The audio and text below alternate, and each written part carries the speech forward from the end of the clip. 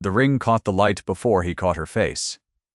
Edmund Ashby stood at the entrance to the assembly rooms on a Tuesday evening in October, 6 years of India still in his bones, and the first thing he saw across 40 feet of candlelit Briarwick society was a small dark oval of red stone on a woman's right hand. She was raising a glass of negus to speak with the vicar's wife. She was laughing at something the vicar's wife had said. The garnet caught the candlelight and sent it back as a quiet, familiar fire, and every other sound in the room receded to a low and unimportant hum. He knew the ring before he knew the hand. He had placed it on Eliza's finger 7 years ago, and he had written to his brother Godfrey from the garrison at Calcutta, with one instruction: "Reeve it. See that it is placed with her at the grave. Do not let it pass to anyone else." It was the last thing of his grandmother's, and Eliza had worn it for only 8 months before the fever took her. In the same week, it took the child, and the ring was the single material record of the life they had almost managed to build before it collapsed. He had spent 6 years not thinking about it. He had spent 6 years in a country where grief had no particular season, where the work was loud enough to drown most things, and where a man could be adequately cold for adequately long. He had come home because the estate required it. He had come home because his cousin Lady Ashby had written that the accounts were in disorder and that Briarwick needed its lord. He had not come home expecting to find Eliza's ring on a stranger's hand at the autumn assembly. The woman laughed again. She had dark auburn hair and a modest gray-green gown, and an expression of quiet, direct attention as she listened to whoever was speaking next. She was young or youngish, and she was plainly dressed in a room full of silk and jeweled headpieces, and she wore the ring as though she had worn it a long time. Edmund handed his hat to the footman, and did not move from the entrance for another 3 seconds. Then he walked directly toward her. If you have ever watched a man arrive at a conclusion that reorganizes everything he thought he understood, you know what it looked like. He did not move quickly. He moved with a particular kind of controlled intention that made the footman nearest him step aside without quite knowing why. The woman had not yet seen him. She was still listening, one gloved hand lifted slightly toward her companion's arm as she made a point, the garnet glowing on her right hand in the warmth of the assembled candles. He stopped 4 feet from her. The vicar's wife saw him first and produced a startled curtsy. "My lord," she said, "we had not expected you until Thursday." The woman in gray-green turned.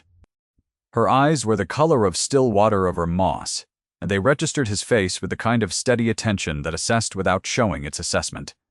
She did not know who he was. He could see that clearly enough. She looked at him the way one looks at an important stranger, with respectful attention and no particular agitation. He looked at the ring. She looked at where his gaze had gone. And then for the first time something shifted in her expression, a careful, watchful shift, the way a person shifts who has learned to read a room quickly and had just read this one. She said nothing. He said, his voice level, "I beg your pardon. I am Edmund Ashby." There was a pause. The vicar's wife murmured something about returning to her husband. The woman in gray-green did not look away from him. "I know who you are," she said. "I was very sorry to hear of your brother." He had not expected that first. He had expected something else, a hesitation, a performance of surprise, a claim. Instead, she met his grief with his grief, briefly as though she knew both of them. The ring sat on her hand and did not explain itself. He asked her name, and she told him, Cecily Farrow. She had come to Briarwick 2 years past. She was a widow. She and her small household kept a cottage at the eastern edge of the village. She said all of this in a quiet, unhurried voice that offered what was relevant and nothing additional, as though she had long since learned to measure her words to the exact volume required, and no more. He excused himself before she could say anything further. He needed to be across the room. He needed to be somewhere he could think. Briarwick Hall was 3 miles from the assembly rooms, and Edmund arrived home at 10:30 to find his cousin waiting for him in the drawing room with an expression that confirmed she had heard already, through whatever rapid mechanism village society used to convey news of the unexpected. Lady Ashby was 58 years old and had managed Briarwick in Edmund's absence, with the exact combination of authority and grievance that a woman of her temperament found natural. She had not been cruel about it. She had been, in her way, competent. She had also been, in her way, the kind of woman who organized the world into categories whose edges did not flex. And the village widow had long since landed in a category that Lady Ashby found difficult to accommodate. "You saw her," she said before he had finished crossing the room. "I saw the ring," he said. Lady Ashby set down her cup with a small, precise click. "I have told you in 3 letters what I know of her. She arrived the autumn after Godfrey died, with a hired cart and a maid, and a story that has never been fully accountable. She claims to have nursed him in his final weeks at the lodgings in Bath, where he died. She wears the ring openly and says nothing about it, unless pressed. And when pressed, she says only that it was a gift from a man who had no one else to give it to." Edmund stood at the mantelpiece and looked into the fire. "She is the sort of woman who presumes, Edmund," Lady Ashby said, with the measured finality of a verdict. "No connections, no family anyone can account for. A widow nobody can trace. She has made herself comfortable in this village on the strength of Godfrey's name and that ring. And she has done it quietly enough that, objecting, feels unkind. She presumes. Edmund, anyone who looks clearly can see it. He looked clearly. He had been looking clearly for 20 years, or believed he had. He had looked clearly at Eliza and seen the woman he wanted to marry, and he had been right about that. He had looked clearly at the garrison and made decisions that cost men and saved others, and he had carried both sets without speaking of them. He was not a man who was often wrong about what he saw. He looked clearly at the fire, and tried to account for the feeling that had lodged in his chest since the assembly rooms. It was not grief exactly. Grief, he knew. It was something older and colder than grief, something that felt like being told a story about a person you loved, and discovering the story was not what you thought. He had loved Eliza badly. He knew that. He had loved her in the particular way of a man who believes love is a private arrangement between 2 people and does not require demonstration. And he had been away at the garrison when she needed him close, and she had died, not knowing if he was coming back, and the ring was the only gesture of his that had reached her in time. He poured a glass of port and did not drink it. The village of Briarwick was small enough that avoiding her required intention, and he found he did not have enough intention. She appeared at the edge of the market on Wednesday morning, carrying a basket and talking to the blacksmith's wife about something to do with a letter. She appeared at the back of the church on Sunday with her maid, and sat quietly through the service, did not look toward the Ashby pew. She appeared in the hall on Monday, unexpectedly, because she had come to call on Mrs. Pell, the housekeeper, who was apparently in the habit of receiving her. Edmund encountered her in the corridor outside the housekeeper's room and stopped. She stopped too. The ring was on her hand. He could not stop his gaze going to it. "Miss Farrow," he said. He had learned from Mr. Colbatch, his solicitor, that she went by her maiden name now rather than her married one, which he had filed away as a detail without yet knowing what to do with it. "My lord," she said. She looked at him the way she had looked at him at the assembly, with that steady, assessing attention. "I came to bring Mrs. Pell the receipt for the elder cordial she asked about last month. I had not realized you were at home." "I arrived Thursday," he said. "From London." "Yes," she said. "I know." He looked at the ring again. He could not help it. It was the kind of thing that pulled the eye, the way a loose thread in embroidery pulled the finger. "Mrs. Sacker." "Farrow," he said, using the name deliberately to see what she did with it. She said very quietly, "Farrow will do." "Miss Farrow," he said, "the ring on your hand. I wonder if you might tell me how it came to be there." She looked at him for a long moment. The corridor was dim. The light from the hall window fell behind her and made her face difficult to read. "Your brother gave it to me," she said. "He was very ill and he knew he was dying, and he put it in my hand and closed my fingers over it, and asked me not to let it be lost. I did not know then what it had been. I know now I have not known what to do with that knowledge." "You might have returned it," he said. You might have sent it to the estate." "Yes," she said. "I might have." She looked at the ring herself briefly, and he saw in that look something that was not possession, but something he could not immediately name. "I kept it because a man who was afraid asked me not to let it go.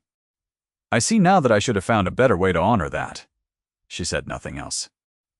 She inclined her head, and she went back through the housekeeper's door, and Edmund stood in the corridor for a long moment, with the feeling that something had happened in that exchange that he had not entirely followed. There are things a woman cannot say in her own defense without sounding as though she is defending herself, and she had learned through the particular education of her widowhood that silence was often the only form of dignity available. Her husband Thomas had been a decent man and a lieutenant in the Navy, and had died when a storm off the Portuguese coast settled a decision that had been going badly for the ship. She had been 23 and had discovered in the months afterward that there was a particular quality of invisibility that came with widowhood when one had no family money and no useful connections, a kind of erasure the world performed gently and thoroughly and with no particular malice. The year after Thomas died, she had spent in her sister-in-law's house in Bath, which was the only housing available to her, and she had been grateful for it, and had known herself to be a weight in a household already arranged without her. She had been careful. She had been quiet. She had taken up very little space, and had made herself useful in the ways that were welcome, and had tried not to have opinions about the things that were not her business, which was, she discovered most things. She had read every book in the house.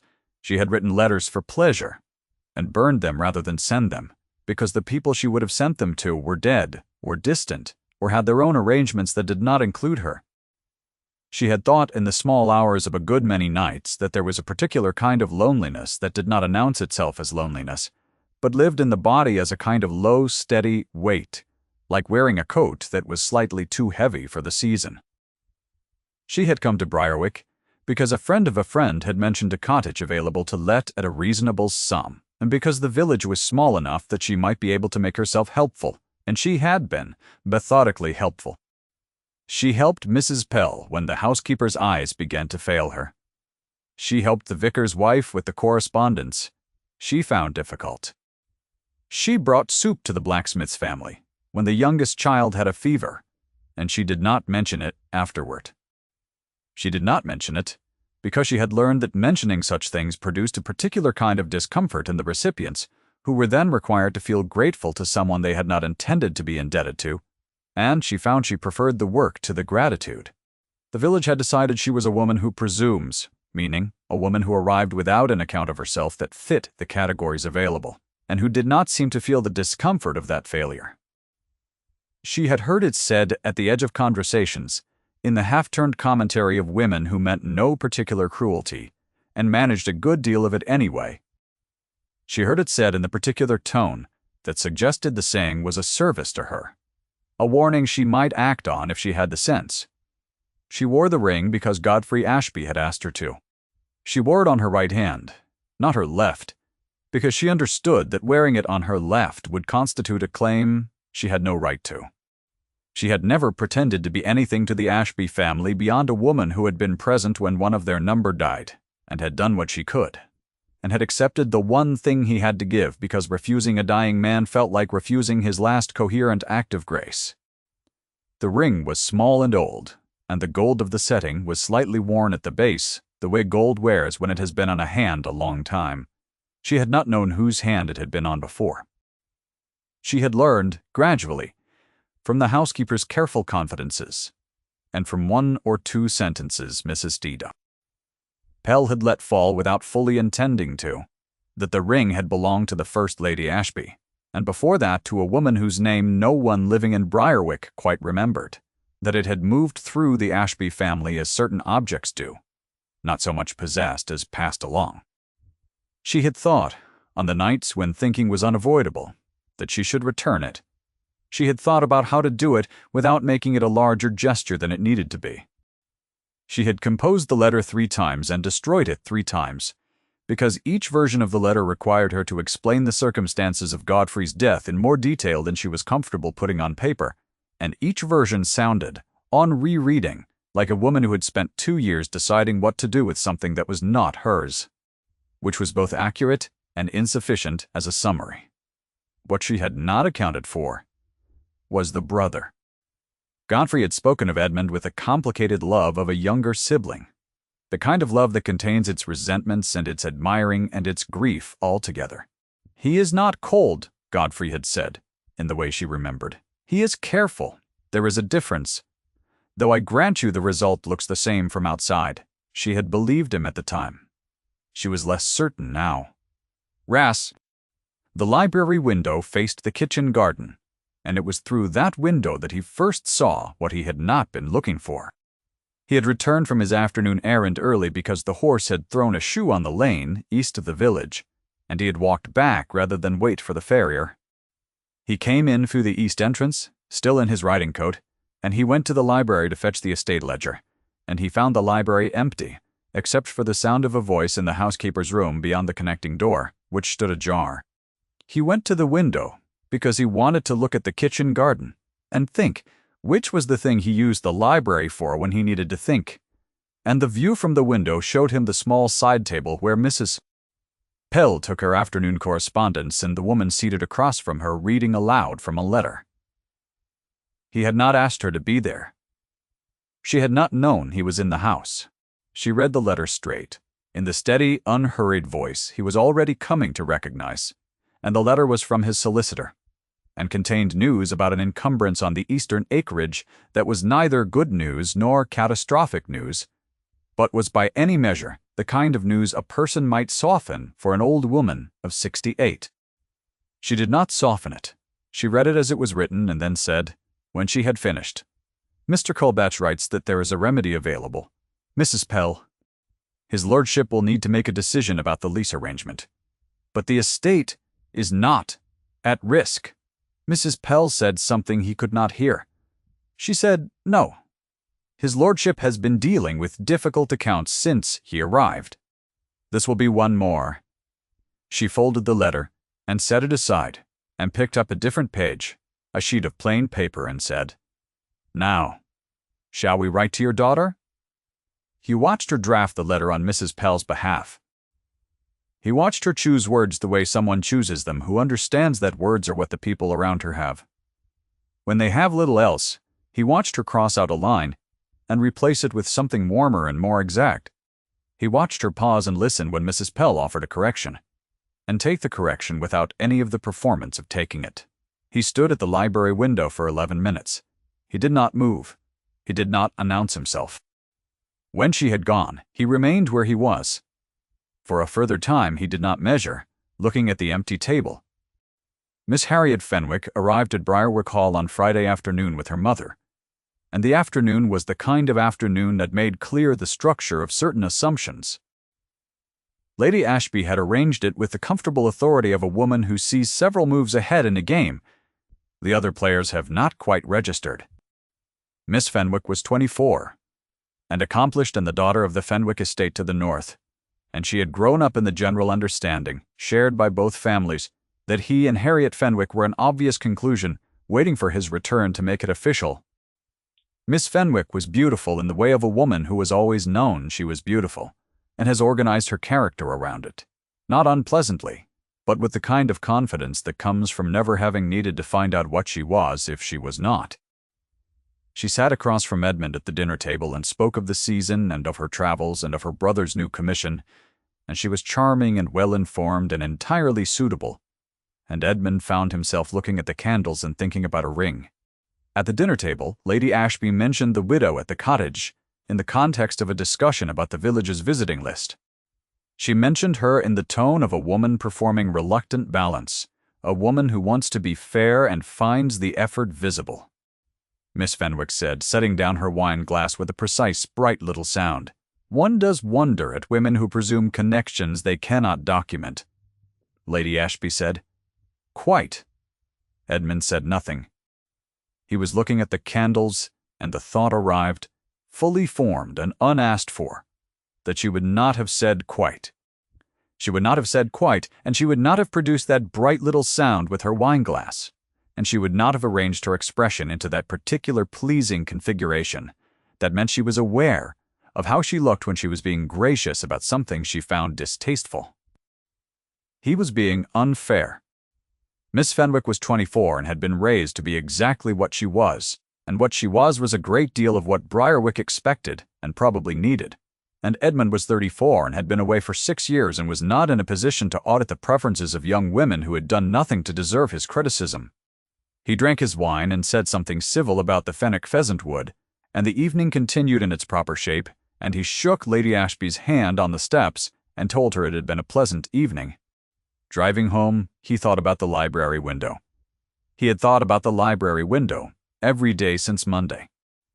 He had thought about it the way one returns to a detail in a piece of music that arrived unexpectedly, a phrase that was not where you expected it, and that has lodged somewhere inconvenient in the ear. She had been at the small table in the afternoon, light crossing out a line because it was not quite right and replacing it with something better, with no audience. He had been at the window. He had been entirely the wrong audience, uninvited and unacknowledged. She had not known he was watching, and the work had been the same, regardless. He went back to the hall and stood in the library in his riding coat, not having changed for dinner, and not intending to now. And he looked at the side table where she had sat, and at the connecting door that stood ajar onto the housekeeper's room, and he thought for a long time about the ring, not about what it meant that she had it. He had spent enough time thinking about that. He thought instead about what it had meant to Godfrey, who had been 29 when he died, and who had spent the last months of his life in lodgings in Bath, because his lungs had been unreliable since childhood, and the Bath physicians had been recommended, and who had died in those lodgings with a woman he had known for 3 days as his only company, and who had chosen, with whatever clarity a fever allows, to give her the one thing of value he had in his possession. It was not a decision made from confusion. That was the thing Edmund had been skirting for 11 days. A man who presses a ring on a stranger does so because the stranger has done something that creates in him the specific conviction that the gesture is correct. Godfrey had not been a foolish man. He had been, in his way, precise. The following days continued to accumulate. Mr. B. Colbatch came to the hall to review the Eastern acreage situation and stayed for 2 hours. And at the end of those 2 hours, Edmund asked him, with a care he hoped read as casual, what Colbatch knew of the circumstances of Godfrey's death. Colbatch had been in Bath on separate business at the time, and had called on Godfrey in his final days, and his account was careful and specific. He spoke of a woman who had found Godfrey through the lodging-house keeper when his fever was at its worst, and who had sat with him for the better part of 3 days, and had written the letter to the estate on his behalf, and had arranged the necessary practicalities with the quiet efficiency of someone accustomed to doing what needed to be done when no one else was present to do it. He gave her the ring, Colbatch said. I was present. He said, and I remember this clearly, that his brother would want her to have it, that any man who saw what she had done would want her to have something. Edmund looked out the window. You believed him. I believed he meant it, Colbatch said. Whether he had the right to speak for your intentions, my lord, is a different matter. There were letters? Edmund asked. Several. He wrote them in the days before, and she wrote to him once, asking him please not to burden her with a family heirloom, that she had not nursed him for reward. Colbatch paused. He wrote back insisting. She kept both letters. I believe she is that sort of person. Edmund thought about that. He thought about the sort of person who keeps both letters. He did not ask to see them. He was not yet ready, which was itself a kind of information he did not examine. The October Assembly fell on a Tuesday, and the Autumn Assembly at Briarwick was the event that closed the visiting season, the gathering at which the social arrangements of the county arranged themselves into their winter configuration. And Lady Ashby had been preparing for it for 3 weeks with the comprehensive attention she gave to things she considered important. She attended with Edmund. Miss Fenwick attended with her mother. She attended alone because she attended most things alone, and she arrived at 7:20 and stood near the window with a glass she did not much drink from, and spoke to the people who spoke to her, and watched the room with that particular attentiveness of a person who has learned to find the exits. The ring was on her hand. The candlelight found it again, that warm, reliable red. Lady Ashby had been moving through the assembly with the authority of a woman who had planned something. Edmund saw this in retrospect. He saw in retrospect the way she had spoken to Colbatch at the edge of the room, and the way she had produced, with the timing of someone who has rehearsed it, a folded letter from the inside of her reticule. She called attention to herself by the simple mechanism of her presence and her voice, both of which had always commanded her room. She said that she had been going through Godfrey's remaining effects, as the family had been meaning to do, and that she had found something which she felt the assembly ought to be aware of for the sake of clarity regarding certain items of the Ashby estate. The room arranged itself to listen. She read aloud from Cecily Farrow's letter. The letter in which Cecily had written asking Godfrey not to burden her with a family heirloom. Extracted from its context, stripped of the correspondence that explained it, it sounded like exactly the opposite of what it was. It sounded like a woman writing to a dying man to refuse an heirloom. She clearly expected him to press on her anyway.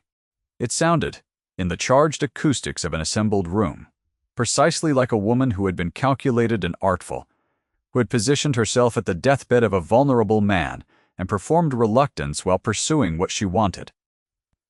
Edmund watched her face across the room. She did not look away.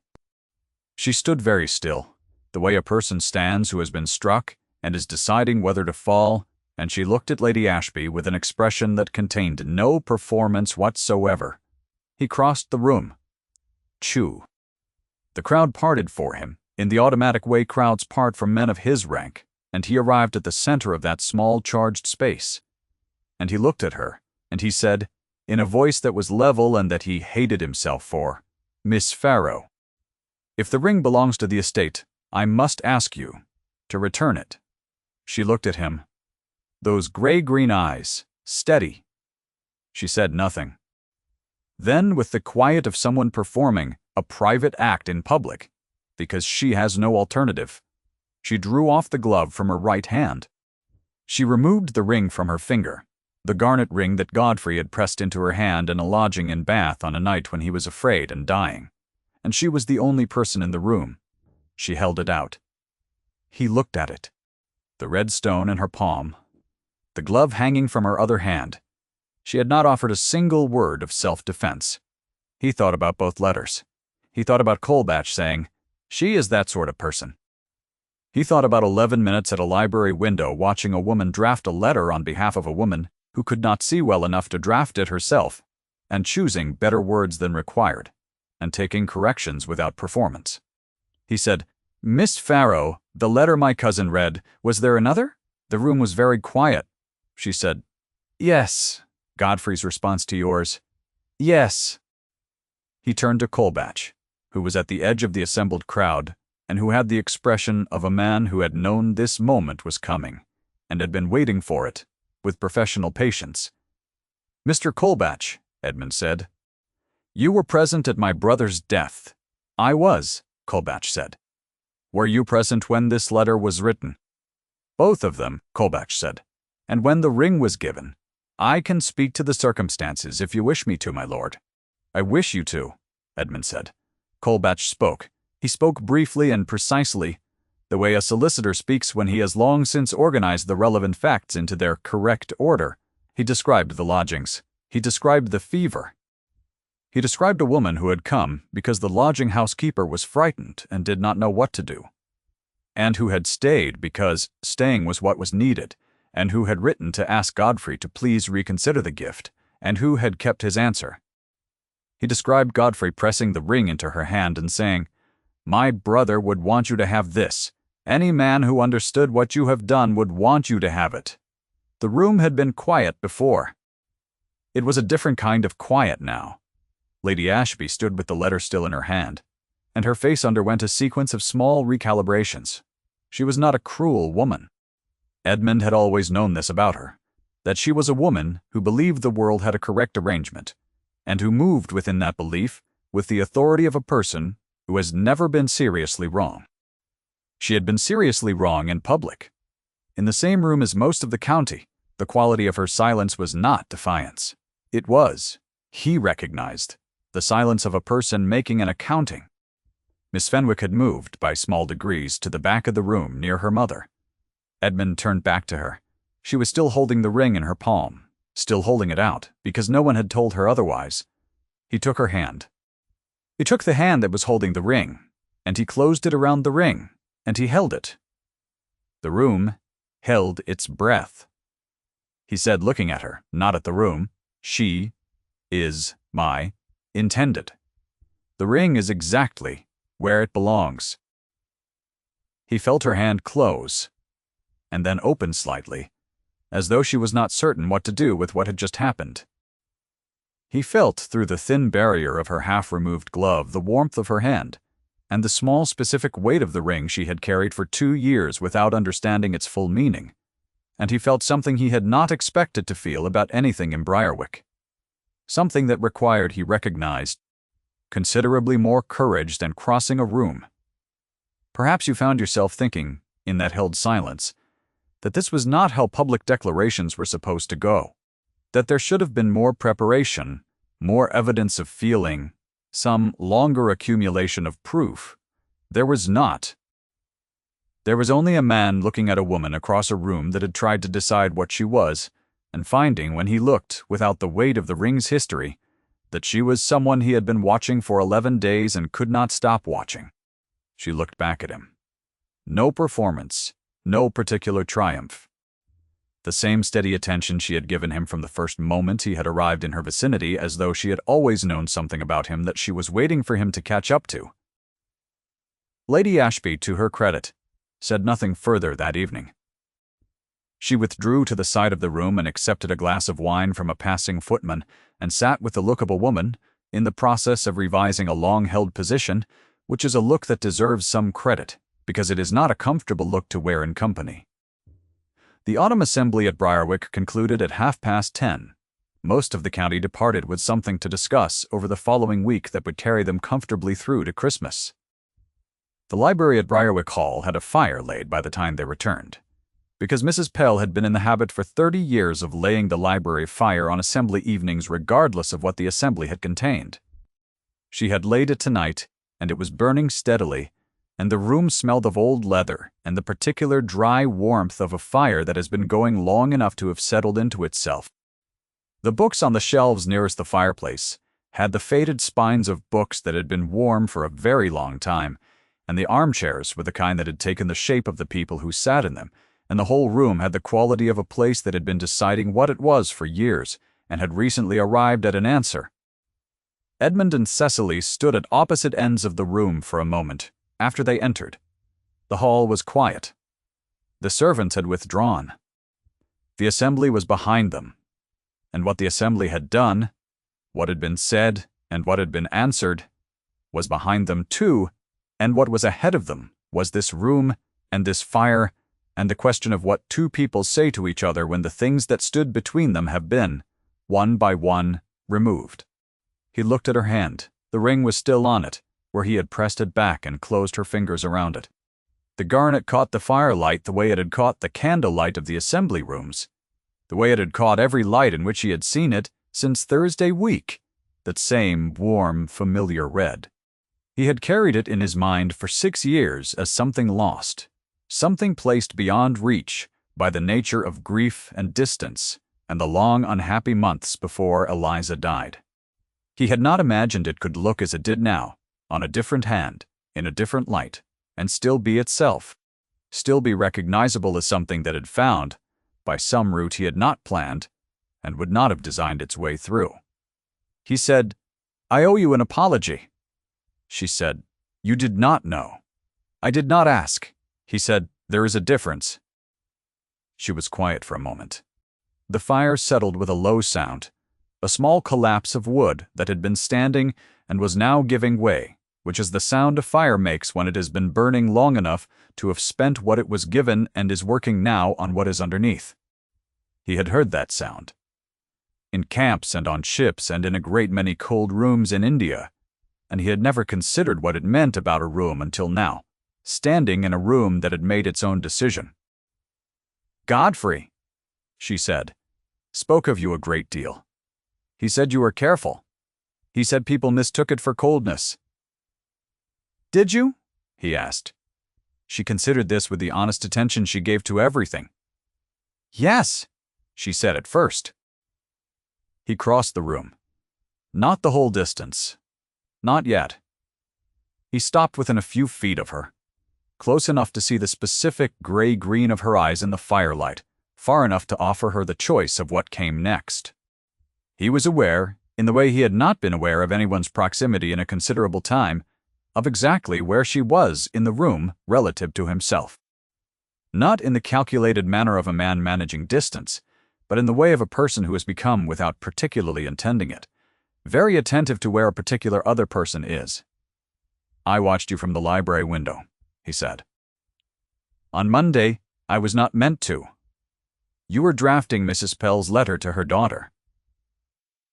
Something crossed her face, a small and private thing, a warmth that arrived in her cheeks before she could suppress it. She had been trying to find the words for 3 weeks, Cecily said. I only helped her locate them. You crossed out a line, he said, and replaced it with something better. The first version was accurate, she said. The second was kinder. They are not always the same. He looked at her. He was aware of her breathing, which was very steady, and of the ring on her hand, which was not moving, and of the particular quality of her stillness, which was not the stillness of a person who has stopped feeling, but the stillness of a person who has learned to feel, without displaying the feeling, and who was, at this moment. I am going to ask you something, he said, and I am asking it plainly, without qualification, because I have spent 11 days qualifying everything, and I am very tired of it. She said, Ask. He held out his hand. He was not entirely certain what he was offering, only that he was offering it, and that the offering was the most truthful thing he had done since returning to England, possibly since leaving it. She placed her hand in his. The ring, Eliza's ring, his grandmother's ring, pressed gently between their palms, warm from her skin, and he felt it there as he had not expected to feel it, not as something lost or disturbed, not as something belonging to another time or another woman, as something that had arrived, by a longer route than anyone had planned, where it was needed. He thought of Godfrey, who had understood that, somehow from a lodging in Bath, with a fever running through him. He thought of Godfrey's letter, which he would read in its entirety, in the morning, all the letters, and which he already suspected would say something he was not ready to hear, and would hear anyway, because Godfrey had always been accurate about him even when it was inconvenient. Cicely, he said, her name in his voice, the first time without a prefix, without the formal address that had kept him at a necessary distance. Just her name, the way a name sounds when it has finally been released from the formality that was holding it at arm's length. She said very quietly, Edmund. Outside, the first frost of October was settling on the kitchen garden, on the rows of late herbs in the stone wall where the moss went silver in the cold, on the path that led from the kitchen entrance to the gate she had come through on Monday carrying a receipt for elder cordial. Mrs. Reber. Pell's voice moved through the corridor on the other side of the connecting door, speaking to the under housemaid about the morning fires, about whether the back stairs had been swept, about the small, comfortable bureaucracy of a household that is running as it should because someone has seen to it. Her voice was warm and unhurried, and it moved through the house the way sounds move through a house that has been lived in long enough to have a character, and it reached the library without intruding on the library's quiet. If you have stayed until this moment, you have been patient, and patience deserves its quiet reward. Leave a note below if you know the feeling of watching someone hold out their hand and finding you have already, without quite deciding to, reached for it. Come back for the next story. The fire burned. The frost settled. The ring on her hand caught the firelight, as it had caught the candlelight of the autumn assembly, as it had caught every light offered to it for 6 years on its long way home.